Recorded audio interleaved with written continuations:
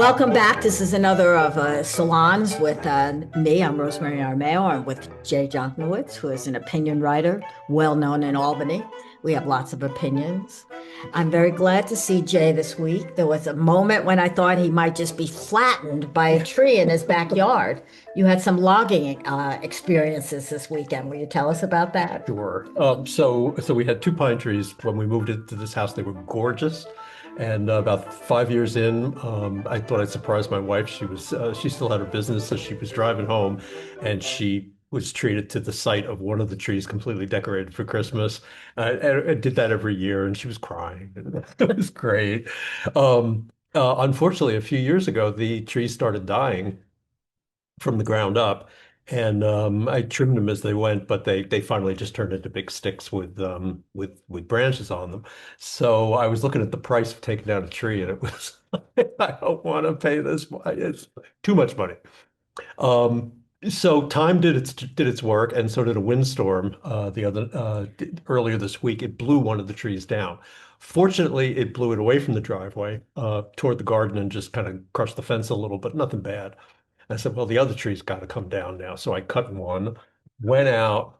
My little chainsaw was no match for this. So I had to go out and get a full-size chainsaw. Googled how to take down a tree. This is 60-foot pine, so bigger than this room. And I set about cutting it. I said, "Hon, you got to come out and film this, and or film my death, one or the other." And sure enough, I followed the directions more or less, and dropped the tree exactly where I wanted it. It was a He moment. did a triumphant Google video of this, you as Paul Bunyan. Yeah. So the And then one all of us said, "Oh my God, what were you doing out there?" the one thing I left out, I thanked the people at Husqvarna. Um, I The thanked chainsaw makers. I thanked the people at Lowe's because somebody when I Googled it, Lowe's was one of the first things that came up on how to take down a tree, and the instructions were it was like 5 steps and you're done, and it worked. And I thanked my wife for coming out. What I forgot to thank, and it was after the fact, after I posted it, that I thought, I really should have thanked Pam Bondi and Christy Nome for reminding me that no matter how entrenched an unpleasant thing is, you can get rid of it. So I'm very glad that he was able to make it because we have the list of topics this week is the longest we've ever had. It's like many messages back and forth, 2 pages written out, many weird things. Our theme today is going to be weirdness and insanity. Yeah. So, just off the top of our head, I want to start with a story I just saw for the first time yesterday. It's intriguing. It ran in the New York Times, and it was a look by two fantastic reporters, Alan Liptak, who's an expert on the Supreme Court, and Jodi Kantor. You know her from one of the Harvey Weinstein reporters. She's an investigative reporter too. And they took a look at how the Supreme Court has been doing business over the last at least 10 years. That secret docket, the shadow docket, they call it. Yes, that without giving an explanation, without indeed doing any of the deliberations that the Supreme Court is known for and expected to do, comes out with major decisions that ties the hand of government and increasingly have been used to help the Trump administration. But it began back in the Obama administration. Obama wanted to push through an increase in powers to give the EPA power to stop pollution. That was the crux of this. And emails were exchanged among the judges, among the justices, starting with John Roberts, the cause of all of our woes, as increasingly find out. And he was opposed to Obama making this move. He thought it was a grab for power. He was also had a bias and like a grievance against the EPA, which had ignored one of his other rulings in his mind, he had thought. So he saw this as a way to stop it, that he would put in a stay and prevent the government from moving ahead with its action until a full deliberation. Normally, and until then, the precedent had been the government puts in its operation. You've seen Trump do that a million times now. And that continues until we have a deliberation on all the merits. And if the court then says, no, you can't do that, then it stops. But until then, the government gets its way. This would reverse that. And the judges went along with it. Is that a good explanation? That's a perfect explanation of it. And it's extraordinary because they just had this argument about whether these the individual judges out on the circuits and in the districts can issue nationwide injunctions. And their argument against that was that issues need controversy. Issues need to become controversies. So if one district court says one thing and another district court says another, and you start getting an accumulation of this on a specific topic, you have what's called a controversy, and that's a word right out of the Right. Constitution. Um, so the idea is that you don't stop things from happening. You allow the courts to be the place where these are argued, the lower courts. This shadow docket is completely the antithesis of this. It's basically saying that we're going to stop something in its tracks, and then you can have the argument. Right. We can have the argument, and the reporters did a very good job of pointing out that, and I don't think it was an editorial thing to do. I think they were right as journalists as news journalists in pointing out that if you look at what the discussion was all about, there was never any talk about global warming. There was never any talk about why Obama was doing this, but there was every bit of talk about why he shouldn't. So basically, they just took a side in this Right. and said, that's the side we're on. And And the side in that this itself is case just was the fossil fuel industry. He that put in the new regulations that Obama was calling for with this action would have cost them billions of dollars.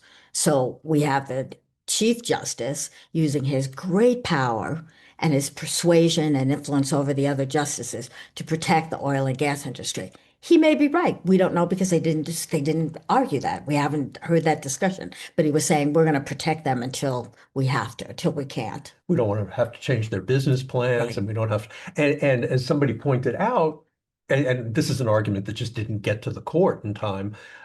It was a long lead-in time, so there was 5 or 10 years before this thing fully took effect. So the issue that the power companies were going to suffer because of this was a false argument. That the normal pace of things before the Supreme Court certainly would have allowed that to be heard long before Right. the act fully kicked in. They would have had to start doing some prep, but nothing that would have changed the whole industry that fundamentally in such a short span of time that the court case would have been moot, Correct. which is what Roberts was pissed off about. He was Correct. pissed at that very word that somebody in EPA used that said, well, whatever the Supreme Court said, it's kind of moot at this point because all the companies have already started making the changes. Right. And that's what made him He was angry. afraid it would already be done, that the companies would be complying with the EPA order he didn't like, and it would all be a done deal by the time it was actually decided. Here's something you won't expect. A good side of Trump being in office is that we as citizens have become aware of processes of government that we never paid attention to before. Did you ever hear of election certifications before 2020? Or you right? It's a routine You thing. didn't, it was something that it was like a business matter. You didn't even, it was routine and hidden. And now you have to think about it. And the process of deliberation by the courts, by the federal courts, is again something we never thought about. And now increasingly we're saying, why did it take so long for the court to come out with its decision on Trump? Remember, the cases could a sitting president be indicted and tried, and that protected him from being prosecuted on other charges before he was elected. That was a timing and deliberation by the Supreme Court. On the abortion case, it was leaked. The A preliminary majority decision, which is we're going to overturn Roe v. Wade, leaked. Do you remember that? Yeah. And then this is reporting in the New York Times today as they continue this investigation. Roberts and Alito pressured the other judges who were going to dissent to get their dissent in right away. Get it done. We got to get this out. It's a security issue.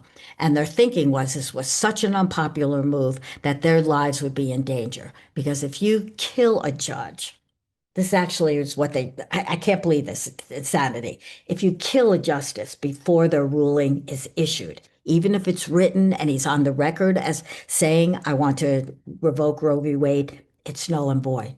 So Roe v. Wade would have been continued. And Alito argued that that was something they had to be concerned about. And Breyer actually went along with it and rushed his dissent. And you cannot issue the final verdict until the dissents are ready. They all have to come out together. Again, one of these procedural things that why do I have to care about that? But it's essential. And that's why that decision came out as fast as it did and so impactfully as it did. So the secret docket became almost standard operating procedure after this EPA case from 2016, that was. Yeah. But since then, in the 10 years since then, it's become very routine, and the Trump administration has relied on it over and over again. So do you need a Supreme Court that, like in the 17th and the 18th century, deliberated slowly and had this process Jay is describing, where the lower courts argue it out and air all the issues and create a whole body of evidence that the big court considers? Or do you want a speedy trial where action will decide what really is our policy? It's out of date. The Supreme Court is out of date. There have been times over the years that I've looked at the Supreme Court and said, I wish they could move faster. The only thing they really tend to move, they used to tend to move quickly on was a death penalty case. Right. It was going to be a stay of execution because you can't argue that the harm is reversible right. if you execute somebody. So that's one of the few instances they used to do. I sometimes looked at what the court did and said, it's kind of a no-brainer what's going to happen here.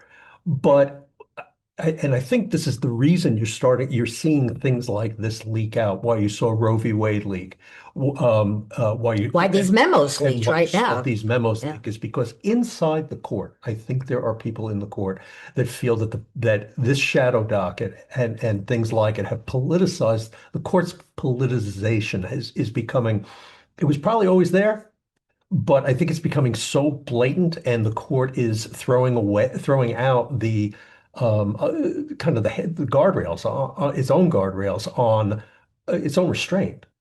Well, Trump has certainly made no secret of the fact that he considers that his court, which is politicization of it, my court is not ruling the way I want. Their family should be ashamed of them. That was his judgment on the tariff case.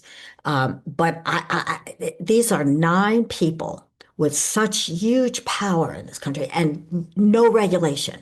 Not even an ethical code that there's any teeth to. They can do anything they want. And investigative reporting is showing that increasingly they do whatever they want. Unethical, political, blatantly wrong, lying to Congress when they're trying to get in. It's just mind-boggling. And now they're controlling what happens by the timing of their decisions, or by whether they're going to handle it in a shadow docket or in a full deliberation.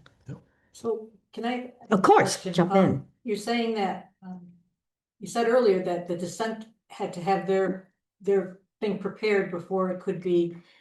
When a Supreme Court ruling comes out, it has to have the majority decision and then all of the dissents. It's not issued one after another. It's all on this. Right. So are they going to this shadow docket so that the dissenters can't gum up the works, because or why don't the progressive judges on there, for example, during the decision that reversed Roe v. Wade, why didn't they just drag their feet and not present the dissenting? Justice Kagan was annoyed that the other dissenters did not delay their feet. They were polite because that used to be the rule in the Supreme Court. We treat each other like colleagues, even if we hate each other's opinions. So he said, well, sure, we'll rush it. We'll get it to you. And she was furious. She saw what was happening. I'm not sure Breyer did. Yeah. Yeah. I know. So moving forward with the shadow docket, that's not the case then. The dissents and there's no dissent. There's just a ruling. And they don't even typically tell you which judge is on one side. It's not like you can't say it was a 5-4 decision. It's nothing. It's like the court rules that there will be a stay, there won't be a stay. Bingo, that's it. It's one page. And these are cases that are hugely complicated that would ordinarily, as Jay said, take years, if not decades, to work its way through the lower courts. It's going to be interesting to see. This is a big breach of the cloak of Absolutely. anonymity and secrecy in this court. And I've never angered a judge that much. One time I ran afoul of a judge, and he was They're scary. he was good-natured about it. I got something out of his chamber I wasn't supposed to. It was his clerk's fault. And he called me up. Jay, my clerk gave you something she wasn't supposed to, and the DA and the defense attorney, or what, it was a civil case. It was a divorce, so it was supposed to be confidential. And he said that one of the lawyers who I had already called for comment called him to really angry that they had Upset leaked that it, this had that they happened. had leaked, Yeah. unquote. They let it out. And he said, I'm doing my due diligence here. Will you bring back the documents and not report the story? And he said it in that tone, like, will you bring back the documents and not report the story? And I said, no, Your Honor, I'm sorry, I'm not. He goes, okay, I've done my due diligence. Yeah. I figured that was your answer. But LipTak's going to have a whole bunch of fun reporting on the court. They're going to be furious with him. Yeah, yeah. And Litak is he's a lawyer himself. He used to be the New York Times is the actual newspaper's lawyer. Fabulous. I worked with him years ago, covering. I worked for a small New York Times newspaper, and he worked on First Amendment cases with us. And then he moved into covering the Supreme Court. He knows what he is talking about. And Jody Cantor, there's no better investigative reporter. So this is solid, but it does make you wonder who's leaking it, what their grievance is, that they want this out. Mhm. There's plenty of people who are upset about the shadow docket. But you bring up a good point about the power that federal district judges at least used to have. Mhm. I covered a federal district court in Cleveland, and the judge was one of my sources, and I would be invited into his chamber. We'd have chocolate cake together, and he would tell me all this stuff about the case. And the U.S. attorneys would go nuts. Who's telling you this? This stuff should not be out. It was like, well, I stand by my sourcing, and take on that high journalistic tone. But yeah, they had great power to move things. So it's not a surprise that U.S. justices are doing the same thing. But when they're moving in a direction that's helping the Trump administration, I find I'm upset by it. Mhm. It was against Obama and for if they were moving for the liberal side, would I feel this way? You have to count your own bias in anything that you're looking at. You do, and and I think that's the problem with Yeah. Justices aren't like putting their biases on a shelf.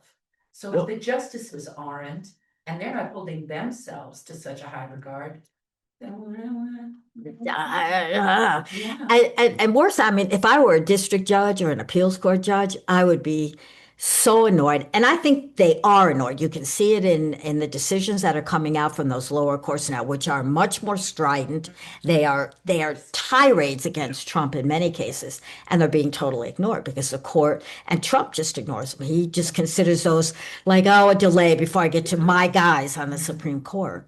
That's not the way it's supposed to work. Yeah. What's going on with the Boasberg now? There's something, I.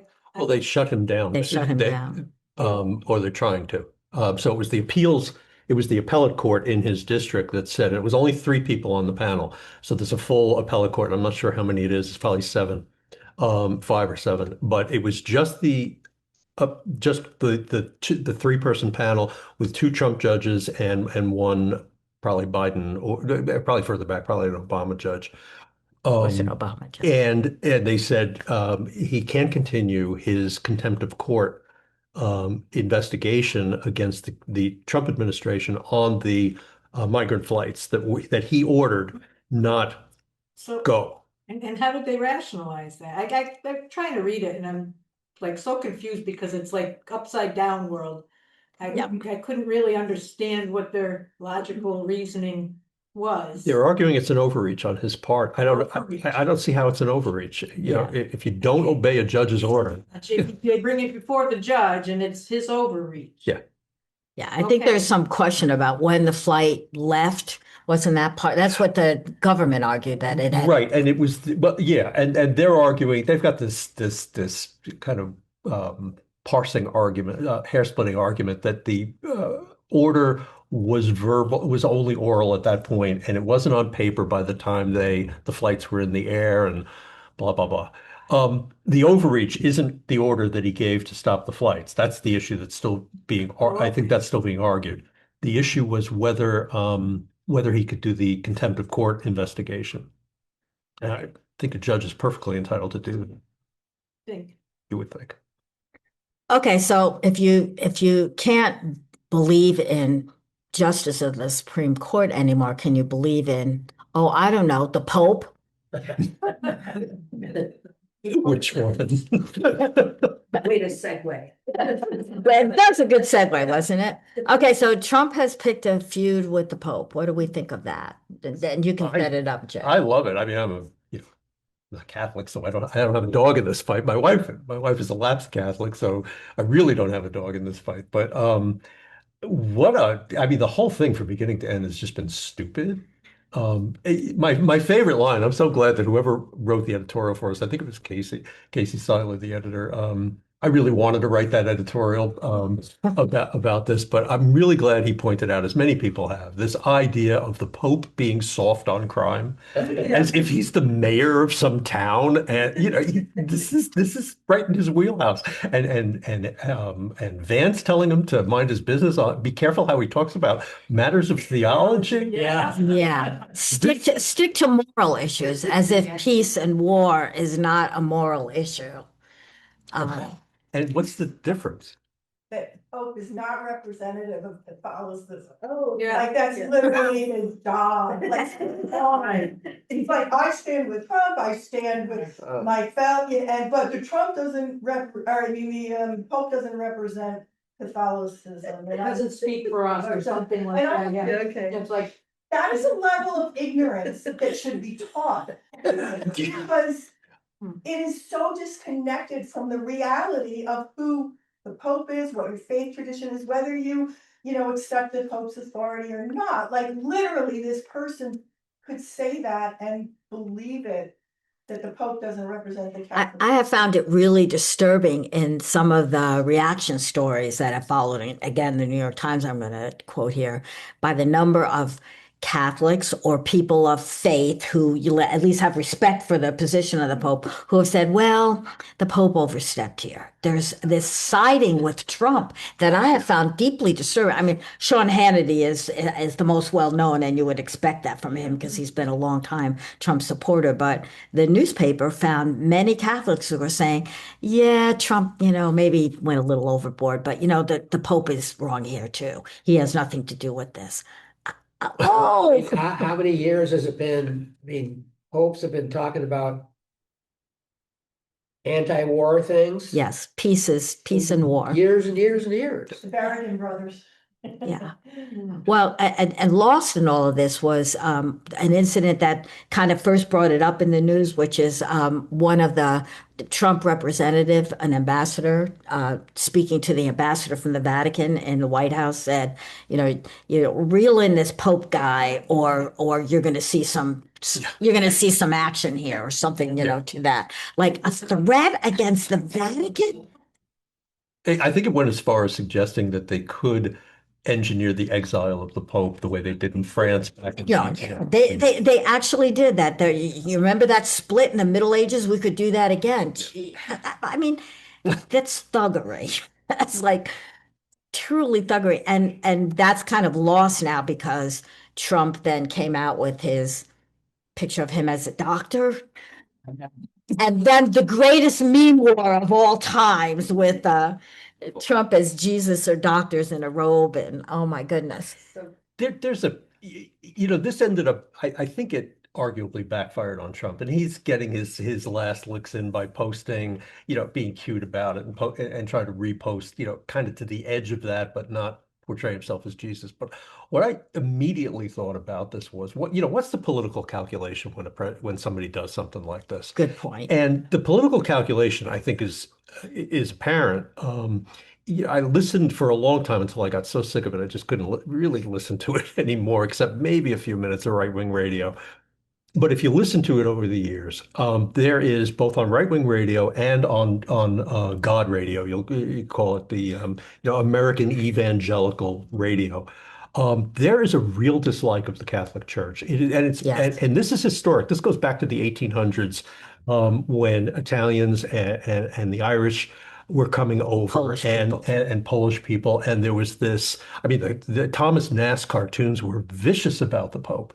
And this continued all the way through Kennedy. And it still continues to this day that what angers the right wing now, what you hear both the right wing political radio talk about and the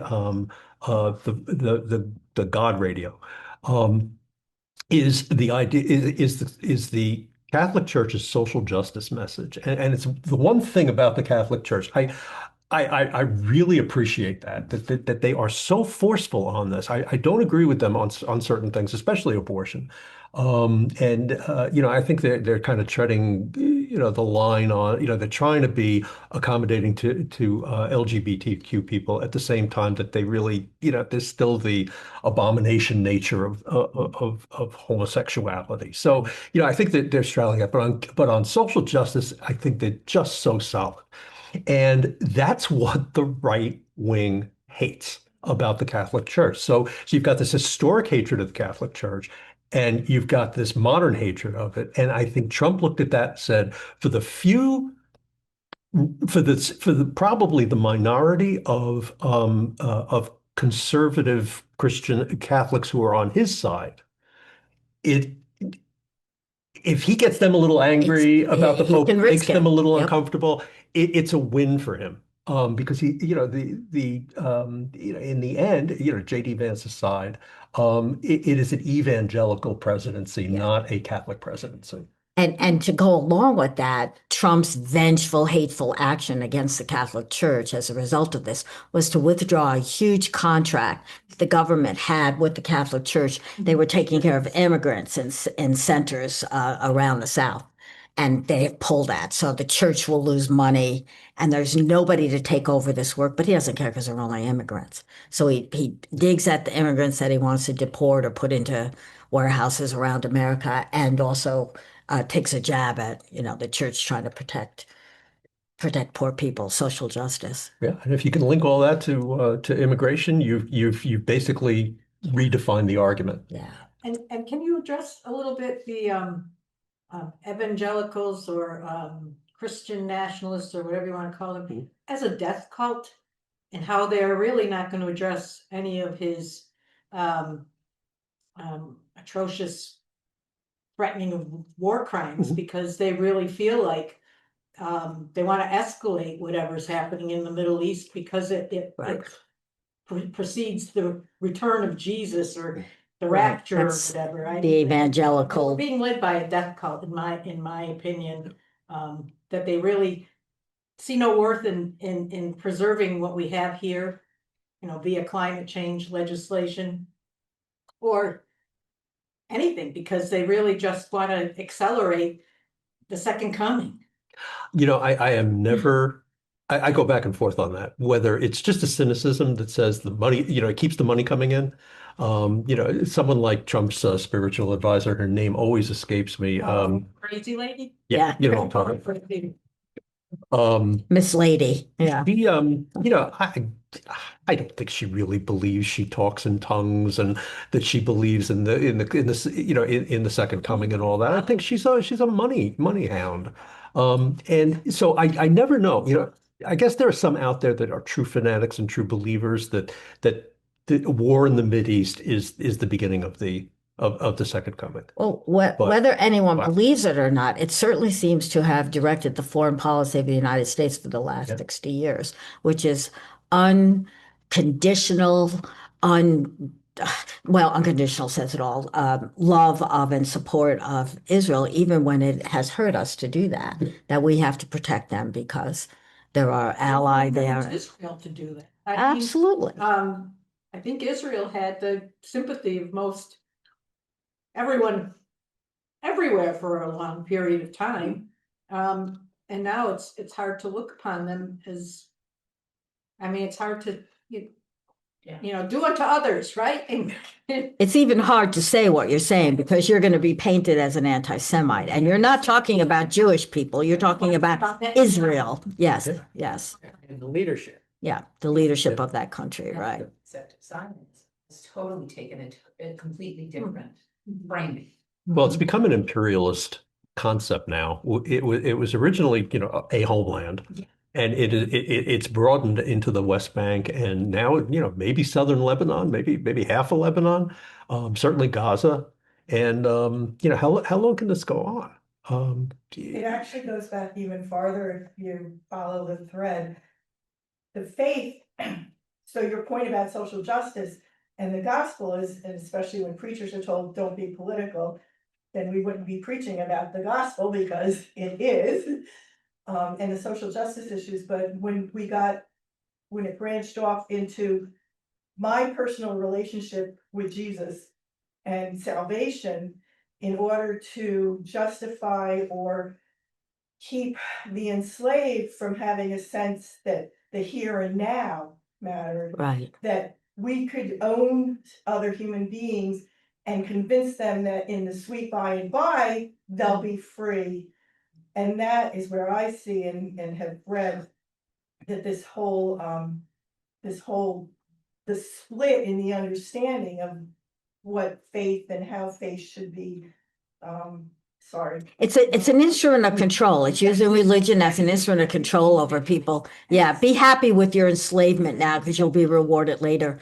And we also see it in the use of religion in the Pentagon right now, that we have prayer meetings.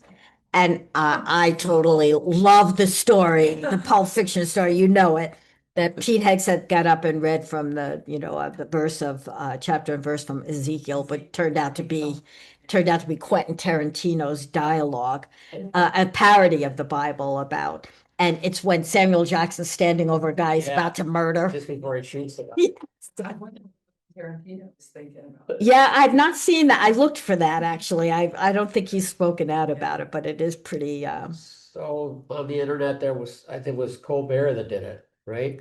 And he's saying it, and then he shows the clip from the movie Yes. after Pete Hegseth says it, and it's fabulous. And Pete Hegseth is now saying, of course, that, oh yeah, I knew all along that's where it came from, but I meant it as yeah. I was also the other thing, the thing about Hegseth that really fascinates me, and because it extends into the support, the Christian nationalist support of this administration, is that we always refer to the Judeo-Christian tradition in the United States, which is how we get to Islamophobia as an extension of that. But within that, what's interesting is you will find some strains in the far right that will say it's not a Judeo-Christian tradition, that the Old Testament and the New Testament are distinctly different books. And I don't, I'm not a scholar of this. I know a lot of Bible trivia that I can play in Trivial Pursuit sometimes, but I don't know. I don't know the origin of how the two testaments stayed together over time, because the Old Testament is about Israel and about the loss of Israel, the gaining of it, the loss of it, and the promise that Jews would get it back again. And all the laws that stemmed from Sinai and came out of Leviticus and Deuteronomy. well. But I'll just finish the thought. But the New Testament was supposed to be the end of that. It was the end of the law, that Jesus was the lamb that ended the sacrifice that all that law was based on. So I've never quite understood the dynamics of that and how it plays into modern Christianity, modern evangelical Christianity. Because if you listen again to God Radio, they don't quote the New Testament very much. They are constantly brimstone and fire and brimstone about the Old Testament. Yeah.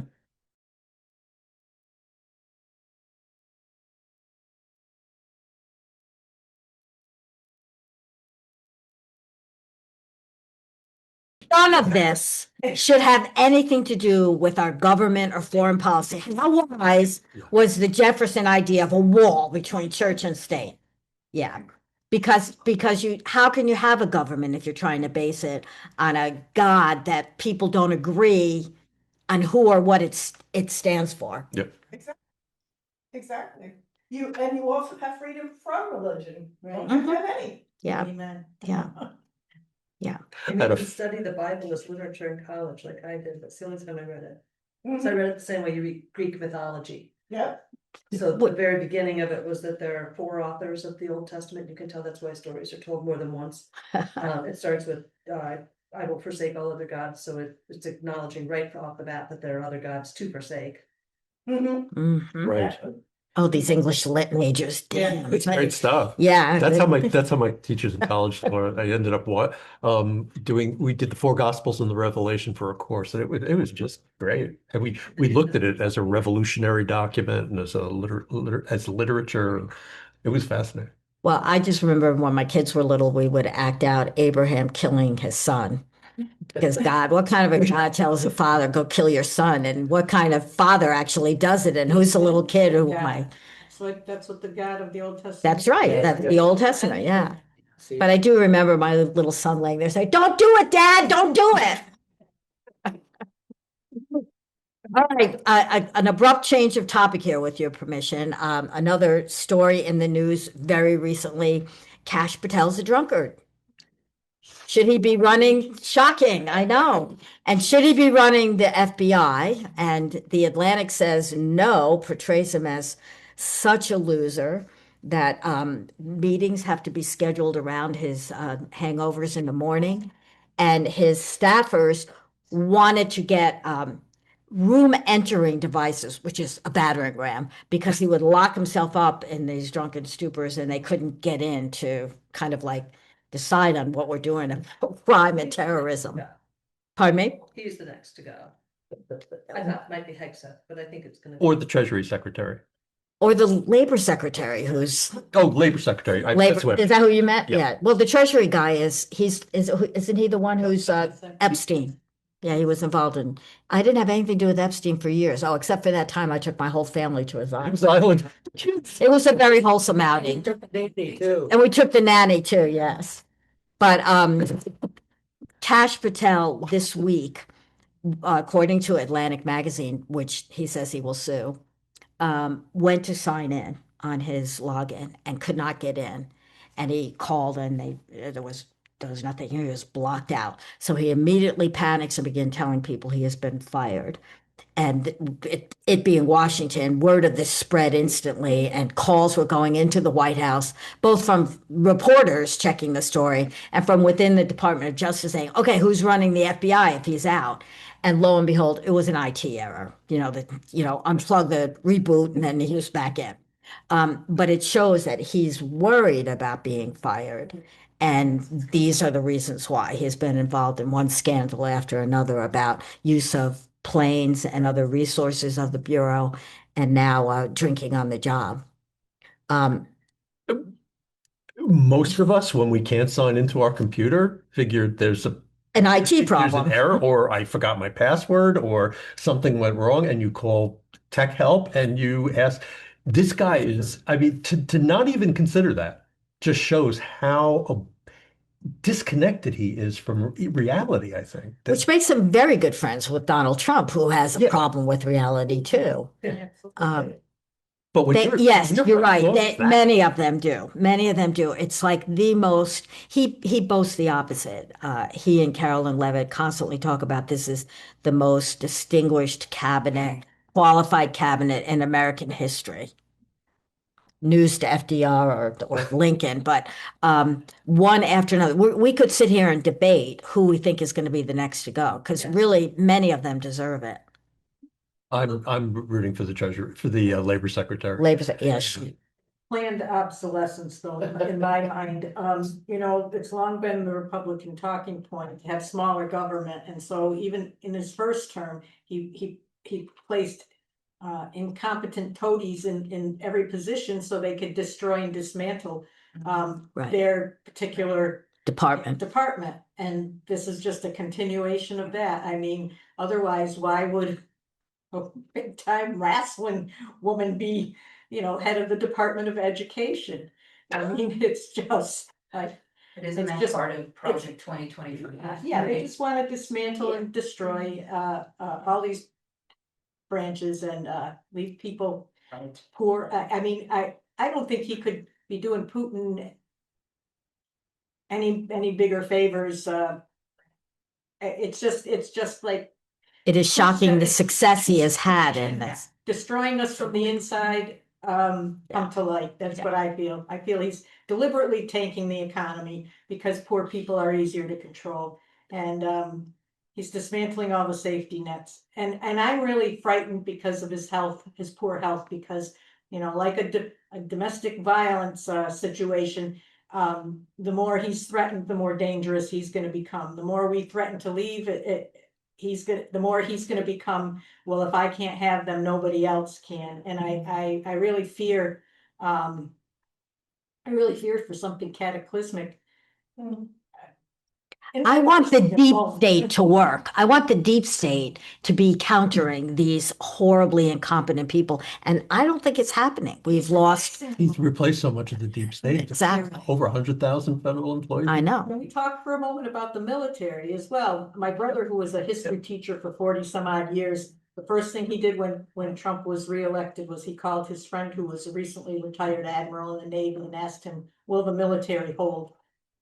And his friend told him yes at the time. But now we're seeing things where he's putting people into the military where they don't have to go through basic training, and they don't have to go through officer training school, and they're getting rank, and they're being, I mean, he's stacking the deck in the military. So it's really frightening to me.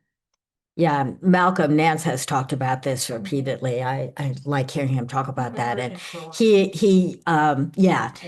his view is very similar to what you're describing. At first, he said it will hold because the military is of the people, but increasingly that's not true. They're purging the upper They're ranks. purging, exactly, purging the upper ranks, demoting or keeping from promotion women and minorities who would be most sensitive perhaps to some of these issues. Placing toadies and yes people in their place. So it's Okay, so my question is, what happens with those people that have been released or demoted or, taken out of the military? They don't just vanish. Where are they? What are they doing? They've got to be putting together something. Where's their function? What are they doing?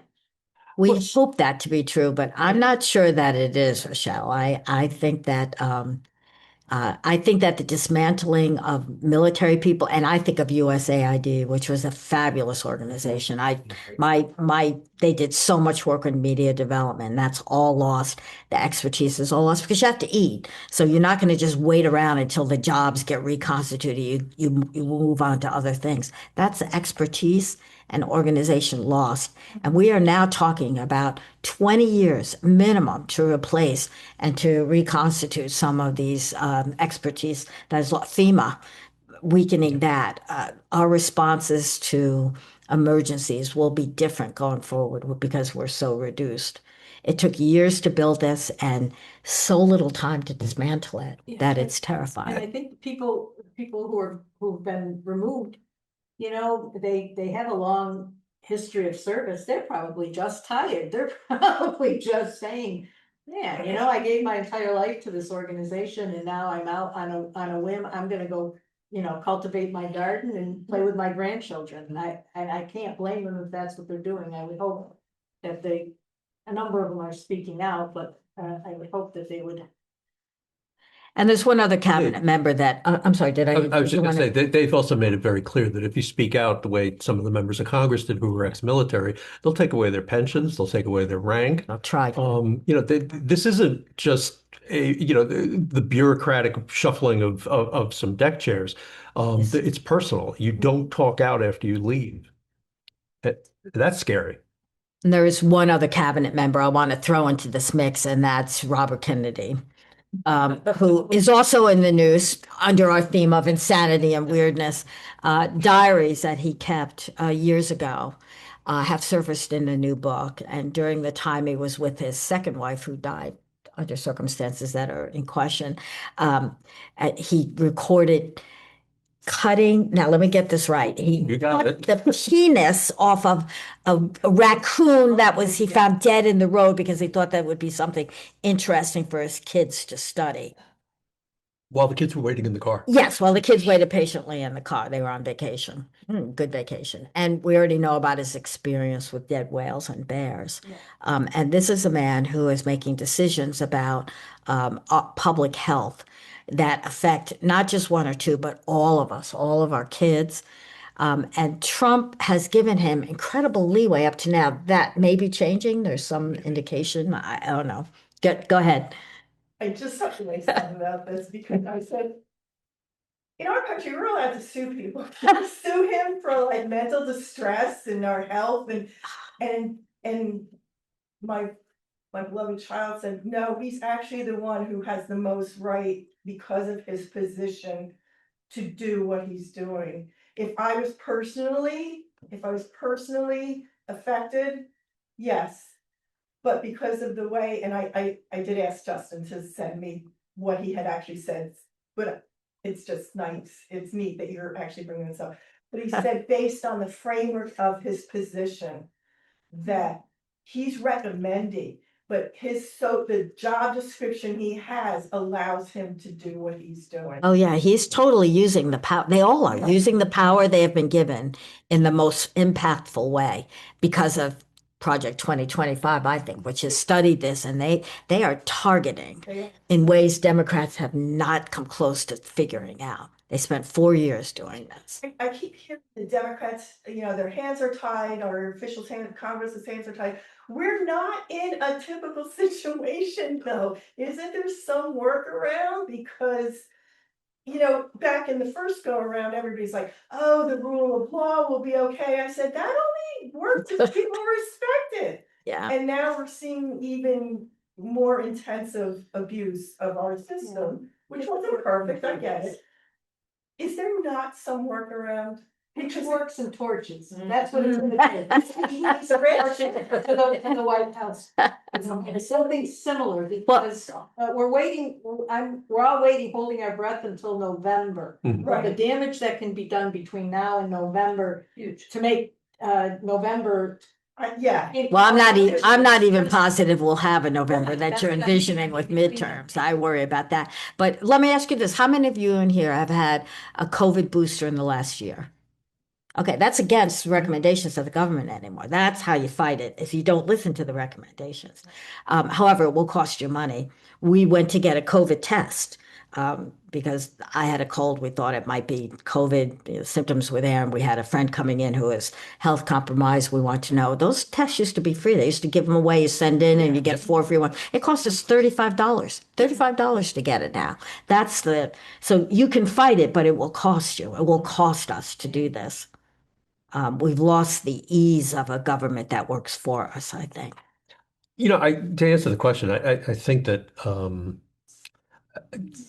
there are two strands to this, and I still have hope in November. I really do. And Orban's an election. I mean, 2 days before that election, the Times did a story about how even if he lost, the numbers, how hard it would be under the changes that he's made to actually get him out. Yeah, to get him out. Because the way the proportional, the districts were essentially was redistricting Right. on their scale. And yet here we are. He's gone. Now he's been replaced with another right-wing person, but a person who has a lot more support from the people than Orban did. And we can get to a point of disillusionment and believe the system won't work, or we can see if the system will work and make sure it works, do our best to make sure it works. So there's that. So there's the election. There's hundreds of lawsuits out there. The system is working. The Associated Press keeps track of that. If you ever just Google Associated Press lawsuits against the Trump administration, last time I looked, I think they were up to 300. And they track the success of each one, the topic of each one. They break it up into categories. There's people really fighting on this, and then out there on the street, it's not Hungary. I mean, that was phenomenal. It took 16 years in Hungary, and as you say, they're not out of the woods yet, although there are promising signs. I do grant that. I think a lot of this, though, is liberal hoping that, the arch of justice, and yes, it goes towards justice. We're going to be okay. It will hold. No, all those lawsuits, they don't count till they get to the Supreme Court. Mhm. Trump and the Republicans and the thinkers behind Project 2025 have mapped this out, expecting hundreds of lawsuits. And so far, they have not done anything. They haven't had impact. Even the decisions that, like tariffs that came out against Trump, they all have like a little, here's what you can do to fix this. They all give him a way to go back and redo it. Also, even I can't remember the latest one that came out. It wasn't really a reversal. It was like, you did it wrong. Here's what you should have done. It's like the courts are giving him a roadmap to do it right, to do what he wants, which is dismantle government in the way that will stand up in the courts. Mhm. I really think a lot of this is liberal hoping. And to say, oh, I think we'll have midterms. Well, I hope we have them, but I don't have any guarantee of it. No, I believe we will. Why? Because Because think we want them. because it's a step too far. The even the worst, well, not the worst, but Putin still has the illusion of Russia still has the illusion of democracy under Putin. We are not that far along in the dismantling of the whole system. Our government invaded Venezuela and kidnapped the president and brought him here and put him in a prison Yep. in Brooklyn. What barriers are there that he would like, oh no, I can't touch that? He's emboldened by them. Well, this gets into something you and I talked about, which is that it's this idea. This is a real topic shift, I guess, and maybe we should hold it for the second part. But it's so we started talking about when we were kicking around ideas for today. The idea that there are good reasons to not want the regime in Iran. Yeah, But that's the wrong argument. right. There are good reasons why we didn't want the Saddam Hussein in Iraq, but don't you believe? What is it? Do you support the terrorists, or if we don't do this, the terrorists win? That all these arguments get shifted in the wrong direction. And that's what I think is part of that, is that we have the wrong arguments because we're not framing, not you and I, But the national discourse is framing not. them. Yeah, I've been really frustrated in the past week. Listened to Michael Smerkomish, who's on MSNBC, and the Roundtable, which is our local.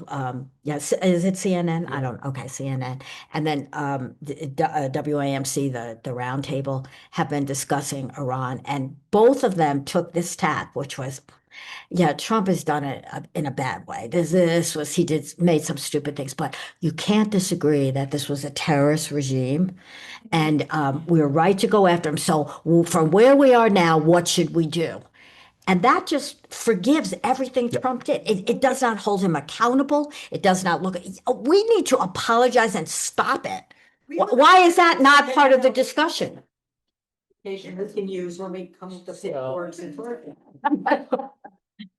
Kind of like the ballroom of the White House, he just started wrecking everything, Bingo. and then, so it's too late now. Right. Now we're in it. What are you gonna have, a hole in the ground? Or gee whiz, it was kind of outdated, or we needed this, or we needed the basement. Presidents for years have wanted a bigger ballroom, and we need a security place. Yes. So, yeah, I knocked it down. That's Why fine. didn't you get into it that far, and then, the damage is done. yeah, the damage is done, exactly.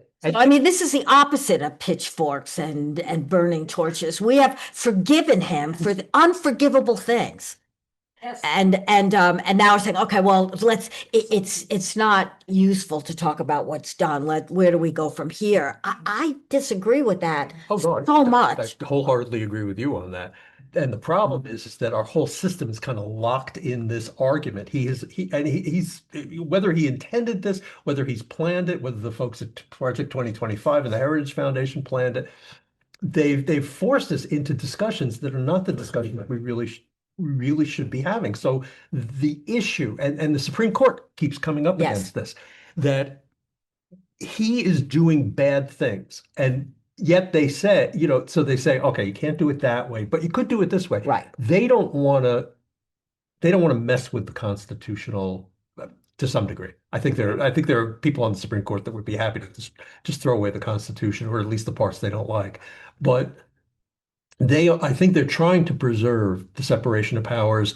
I think they're trying to preserve the structure and preserve presidential power as it should be when it's not abused. But Wow. they're caught between this. I would, Don't want to destroy that.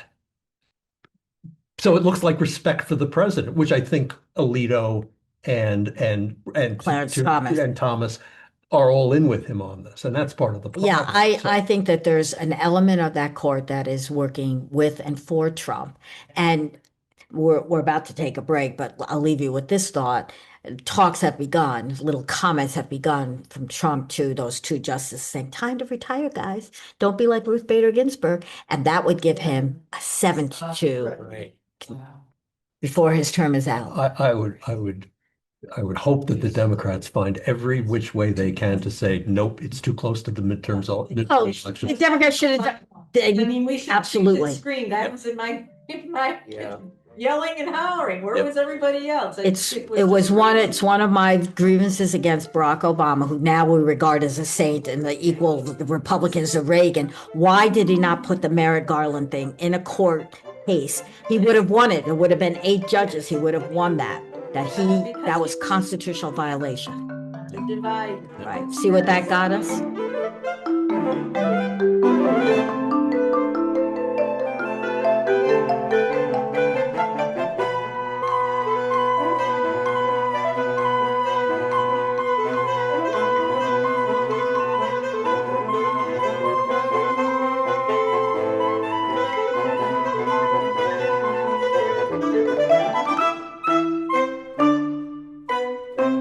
Okay, anything from the first session that you want to continue talking about or add on to? We know we were talking in the break. Yeah. Are we done? Shall we go on to next topic? I thought, actually, I thought a good intro to that would be just a quick anecdote. Go ahead. So it hit me in the middle of the week that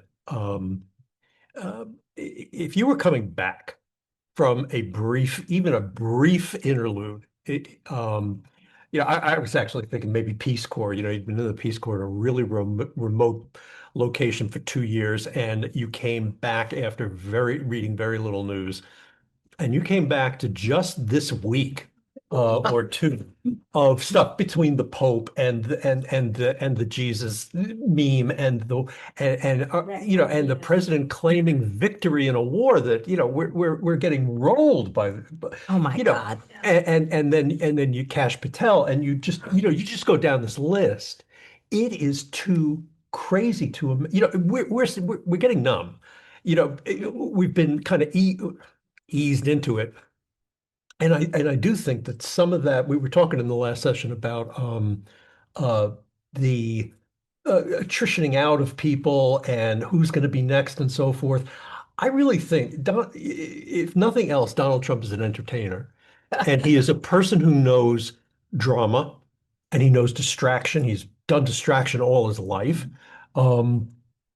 And he's manipulated the press. He's manipulated the public, just the public debate, the public attention on him. And I said early in his presidency that he must be reveling in the fact that not a day goes by that this man isn't the lead story in most newspapers, and particularly everything. You look on your news and you're looking for something trivial like sports. And it comes up first thing, what his opinion is on who did what and how it should be fixed. Yeah. You look for entertainment, and he's got a beef with somebody in entertainment. Yeah. You cannot get away from him. No. Are any of you getting encouragement or, kind of a revengeful feeling of, I would try to tell you about this whole new MAGA splits that we're seeing? And the most recent of this is a new effort to find out what happened in Butler, Pennsylvania. Was that a staged assassin? Marjorie Taylor Greene is leading that. What do you think of that? Yes, you did. And we shut you down. I think I think why it's possible is, wasn't the person who was supposedly the supposed assassin, wasn't he like from a big MAGA family or whatever? Yeah. And I think he also had some disabilities. In my mind, the first thing I thought of was they talked that poor guy into going up there to protect his president and then shot him dead while they were staging this whole thing, not caring for anybody in the audience, not caring for anything. And nobody talks about how after he got up and he did his little fight, he went to walk off the stage and he did this. Yes. He did a distinct Heil Hitler or whatever you call it. He did a distinct this, and then when you go to look at it now, you really have to delve in quickly because most of the things cut off as he's approaching the stairs to go down. They don't go so far as to show him he did this, and then he went like kind of like put it down a little bit, but it was See how close we are to conspiracy theory, and that Oh. makes me really nervous. no, but this But let's stick with just plain evidence. Why is there no investigation of that assassin? Why is not Trump speaking out at every public occasion saying, let's learn more about what happened? Right. We know about the assassins in every school shooting and public place shooting we've had, but not this guy. And why is there no scar on his ear? That's the one thing that really, of all, why is the there have been blood? too many conspiracy theories that I have gone down the rabbit hole. One at a time, or it won't record. So I'm sorry, I'm not squelching you, but we gotta we have to regulate our outrage as we go around. So go ahead, Jay. And then I've just seen so many conspiracy theories over the years, and you read some of the stuff, and it all, the evidence fits together very nicely if it's presented in a certain way, and then you start to go back and you start to check the evidence, and it turns out the evidence isn't really evidence and stuff. The lack of a scar does give me pause. it doesn't make any sense. I fell down on a sidewalk in Ushuaia in Argentina. And I have a scar on it 3 years later. It was not, I didn't have to be hospitalized. There's no stitches. If you cut yourself, you get a scar. That's human nature. He had a high-powered bullet whiz by his head. And there's nothing, it's not even red. Another saying it might have been just shrapnel from a lens, or something like that hit him, and it wasn't actually the bullet. Yeah. But We don't know. We don't know. That they don't know, and that's part of the problem is that there really has never. It did kind of just come and go. Yeah. It was just like, oh, we got the guy, he's dead, and that's it. Yeah. I mean, and he did kill another person too. It isn't as if it was just a failed assassination attempt. It was an actual murder. So I don't know. I love that MAGA's warring. I love that there's some people who are saying, well, yeah, I think he went overboard on the Jesus portrayals. But I hadn't considered the Yes. one problem I've had about the shooter is that what was he doing on the roof? I don't think How'd he someone get would there? sacrifice himself for Donald Trump. Donald Trump certainly isn't going to sacrifice himself for anybody. But the idea that he might have gone on the roof thinking he's being a patriot, that's a different take. I haven't heard that. Sacrificing himself. Yeah. He was a suicide shooter. Yeah. I mean, Oh, sacrificing himself to kill him, that I get.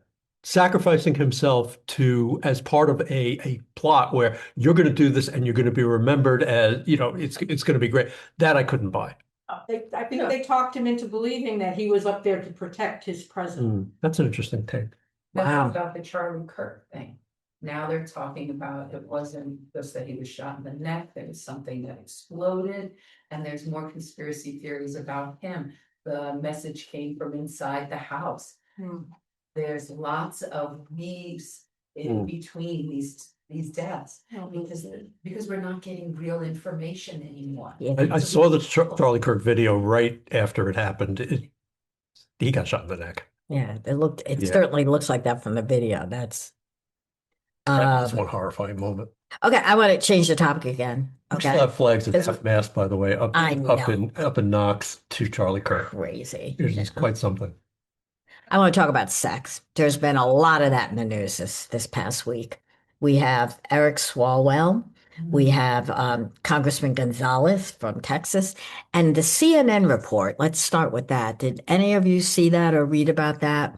There apparently is a worldwide cabal, not unlike the Epstein conspiracy, where men drug their wives or partners and then engage in mass rape of their wives, which they then record and share the video. Like the French woman. Yes.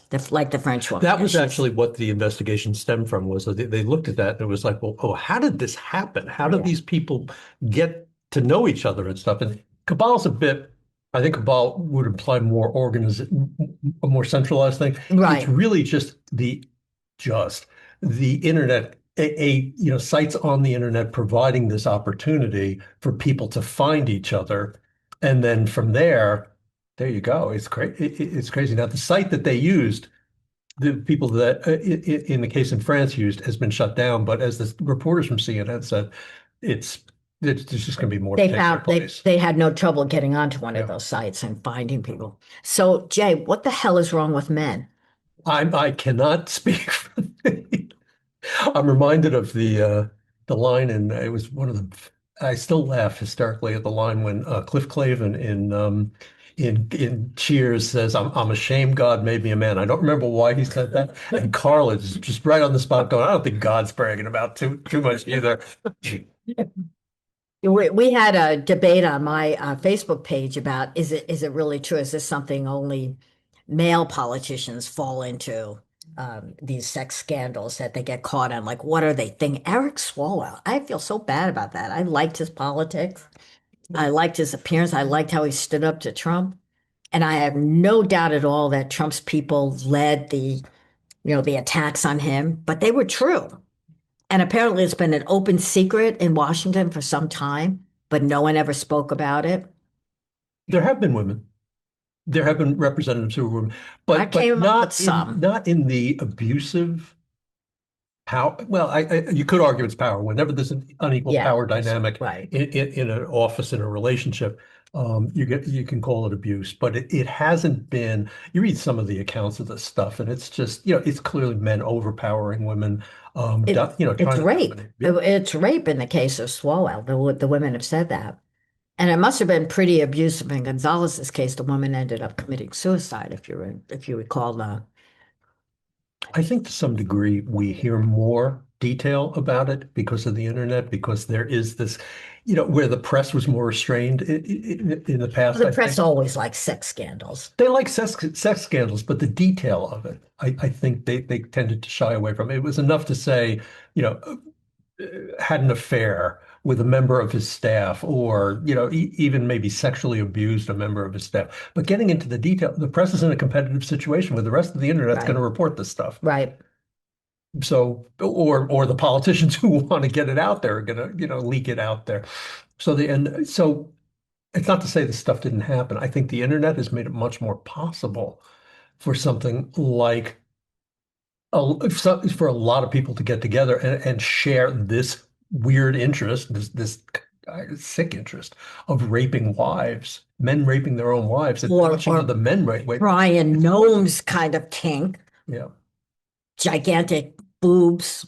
Oh, God. I had never heard of that. That was a new one to me. Yeah, don't kink shame him. Oh goodness. Oh goodness. So yeah, I mean, I think women. Must have been some cases of women involved in sexual impropriety. Well, Well, I always sort of felt sorry for Senator Packwood, who was one of the early big names that was forced out, even before the Me Too movement. He was forced out of office because of inappropriate relations with employees. And to me, it was sort of unfair because the rules changed on him. Before him, there have been plenty of senators and other congressmen who abused their position in order to take advantage of and use women. And the rules changed on him. It was suddenly, no, you can't do this, and he gets ousted. But what excuse does Gonzalez or Swalwell have?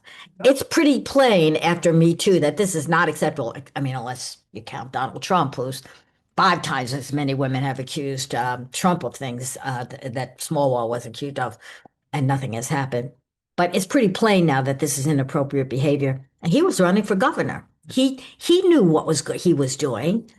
And he ran anyway. Did he think people wouldn't care? They would not find out? What is the mindset that lets you do that?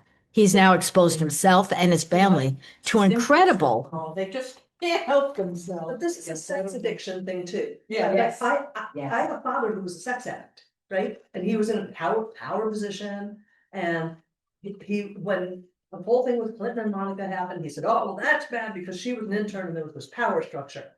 Well, by the time he was older, his boundaries, because he was so ill, that he was going after the interns in his company, he had 3 times Wow. by the CEO to knock it off. You know, like it's not something that they can really control because it's an addiction. It's not treated that way. And how cynical that we have a Congress who did nothing about Gonzalez until they had, One of each. yeah. Actually, they have 2 of each. Yeah. Now we have a Democrat did it, so now we can even it out. We'll get rid of both of them. I went to GOP to one town. But we all remember Anita Hill, right? Oh, yeah. We all remember when she was speaking her truth. Yeah. And all the men on the panel. Mm-hmm. And Yeah. sat there and she spoke. And what happened? You know, history. It was shocking. It is shocking. I was a newspaper. It's demoralizing. Yes. That was my number one emotion on after this past election. I was just so terribly demoralized by the fact that this incompetent buffoon was chosen over a completely competent woman, and no one can convince me that it had anything to do with anything except for the fact that she was a woman.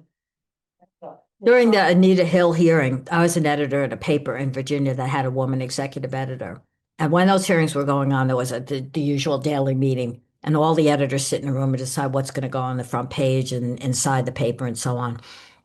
And that meeting went on, and we were holding the meeting, and the executive editor walked in. It was rare that she came in. She said, "What's on the front page?" And they go, "Well, we have 4 stories." And she goes, "Where's the Anita Hill story?" And she goes, "Oh, that's in the front page." She goes, "No, no, no, no. That is the front page."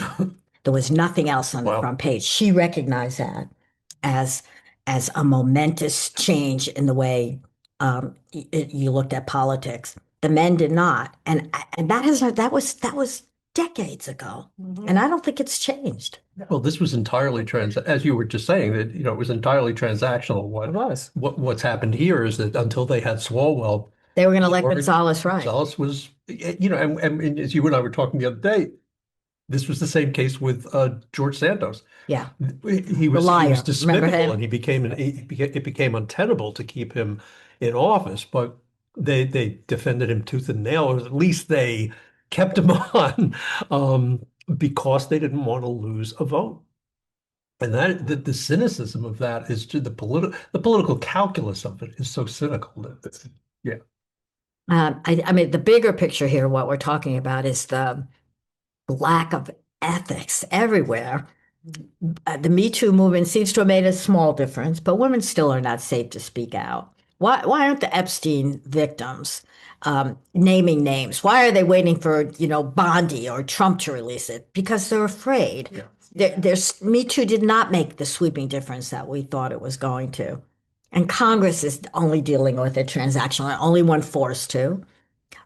Society-wise, we have not come to terms with this. Our Supreme Court has no ethical rules, and it isn't just sex; it's conflict of interest. Yes. There's a lot of money at stake. Yeah. And all these people, the first words out of Cash, what did Cash Patel say? He was like, I'll worry when they stop reporting because I can sue them for everything that they're doing, for everything that they are actually writing. It's what they won't write that I have to worry about. Right. I don't even know what that quote really meant, but Right. but I'm sure if you're just one of the people who's been already victimized in the Epstein story, you don't want to get out there and I would use Prince Andrew as an example. You're not going to go up against a prince. No. You're not going to go up against Donald Trump. You're terrified. And you already know how powerful. Yeah. These young girls went through so much hell, and now they're adults, and they're afraid. Yeah. How do we live a life? How does anyone live a life in so much fear? Yep. And knowing that they're right about what their abuse was, and they can't do anything about it. In Well, maybe. 2006, a thing Maybe. happened, a clergy colleague, a thing.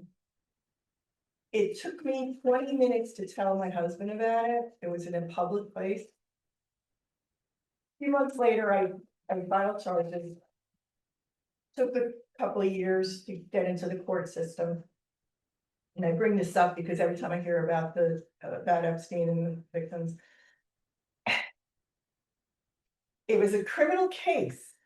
And the reason this colleague was found not guilty was because it took me 20 minutes to tell my husband about what happened, which was not severe, but it was wrong. And every time with Me Too, and why does it take people so long to tell? And I'm like, it took me 20 minutes. When you think about the time frame of how long it can take for others to tell, and I just keep thinking, I hope that judge, and because it didn't go before a jury, I hope that judge thinks of me every time the discussion of how long it takes somebody to report. Because the only reason he did not find this guy guilty was it took me 20 minutes to tell my husband. And they were like, don't you talk to him? And I went into, Oh, I should. I actually, because I had PTSD. That was in 2006, 2008. We are still talking about this in 2026. Yeah. Wow. Yeah. I don't get it. I don't understand why the evolution of humanity, at least in this arena, seems to be stuck somewhere in the past. Yeah. It's amazing how insensitive we are to the trauma of that. As much as politicians talk about it, when they want to defend the people who are involved with it, they find all sorts of reasons like that. I was when I was a teenager, I worked in a restaurant. One of the chefs liked the younger boys and came on to me one day in a pretty aggressive way. I mean, I dealt with it, and but I had no idea what to do about that. I'd never told the people in the restaurant, I never told my parents. Years later, in college, I went back to just do a summer job with them, and I walked back, and Enzo, the guy who owned the restaurant, said, "Hey, Leo ever try anything on you?" I said, "Yeah." And he said, "Yeah, he did it to one of the other busboys." Um, and he went home and told his father. And it was funny because all these people in the restaurant, they were childhood friends. And none of the adults apparently knew about this. Leo was discreet. One out of every four. I could not report that. I couldn't. One out of every four women in this country has been estimated to have had. So me too. We all have, but Here have experienced sexual violation of some sort or another. wow. Okay, That's 100%. That's more the question. My friend and I from 1988 are like, so the 1 in 4 was what they were talking about. And we turned it around like, no, every woman has, until you convince us otherwise that you haven't. Well, I mean, the thing was, we were trained that, oh, men are going to do this. It's up to you to stop it. I had a great grandfather who had a problem touching little girls. And you would get into trouble if you went anywhere near Papa. No, no, no, no, no, no. That was your fault if you got touched. Wow. How about that? And the priests in the church, all my cousins were and uncles, so another generation, they would be altar boys. And they were told, go to church, and then you come home right after, do not hang around in the rectory. The mothers knew, but it was up to you to avoid the attacker. So we have made some progress, but not enough. And I don't understand why either. I could voice agreement with all of you here. Is that why is this so difficult to deal with? It's widespread. We all know it. We all can voice outrage about it, but we don't enact a system that catches it and stops it. Yeah. Yeah. I think people are afraid of being embarrassed in public. I think they're afraid of having, specifics mentioned and your past called into question. Yeah, so people just, And is it going to hound you for the rest of your working career? Yeah. You're going to have a reputation as somebody that turns sexual predators in. I mean, you should not have to fear that. And yet I could see where they would. Speaking of sexual predators, what's your take on Melania and her announcement? I'd be interested to hear hear about that. Yeah, I listened to that and I go, what the hell? What's Where's that that? come from? And I think the Wall Street Journal came up with the closest answer. I think that uh, Melania and Trump met through her modeling agency director, who was a man who married a woman who was friends with Melania, a Brazilian woman who worked with Epstein, had been one of Epstein's girls. And they were married for many years, had children. And then recently, not that long ago, they divorced. The agency director and the Brazilian model divorced. And he calls up his friend and says, Hey, I'm a friend of Donald Trump's and this woman's got to go. Can you, ICE, can you do your thing? And she ends up being deported to Brazil. And I think she's blackmailing Melania, saying, fix this. I want to be back with my son. I want to be back in America, or else I'll tell what I know. That's what I think happened. He's pretty out there about it, actually. Yeah. Blackmail usually works best if you don't go public. Yeah, it's hard not to, It's a though, when you're weird- dealing with Melania Trump, don't you Yeah. think? And then did she handle it well? Was that what you would do? Go out unannounced, Hold a bring up press stuff? conference, news conference? That was weird. Yeah. It seems like, I also heard that in the UK, a book about Prince Andrew came out and she's mentioned often Yeah, in but whatever this book is, it's being like a co-conspirator. in this. Well, even what we know, they're kind of buddy and friendly in pictures and in emails, so it's not stunningly surprising. No, I mean, you can see that Melania wasn't a high-end escort. I have met Yeah. them. They No. have been in this house. I know them intimately, not intimately. I know this business so much more than I wanted to because of my dad and because of post his dying and learning more and more about it and studying it and figuring it out. Those high-end escorts are beautiful. They are $1,400 a day. Wow. And that's why he left not a penny. And so no one can convince me she wasn't part of that. No. It wasn't an escort. No. Is this defamation? She's a public figure. We have no malice. Oh, we do have a little malice. It's her opinion. But funny that they don't really sue people who make allusion toward their Epstein stuff. They have not, because they have to be under oath to, And then there's So they- depositions and discovery and everything else, yeah. with all those accusations, the Epstein accusations, Trump has not sued anyone, has he? Even the idea that Melania was introduced by Epstein, that lawsuit was threatened, but it didn't go anywhere, did it? Someone was threatening to sue somebody for saying that she was. She made an allusion in her speech about my lawyers, have gone after people successfully on this. Right. So I don't know. I didn't. I don't think it's ever progressed beyond the threat, though, because I think they. As a journalist, I hope all of these threatened lawsuits, Kash Patel and Melania, go through because of discovery. Yeah. As soon as you file a suit, then I get to see all the evidence, and that would be just delicious for a journalist.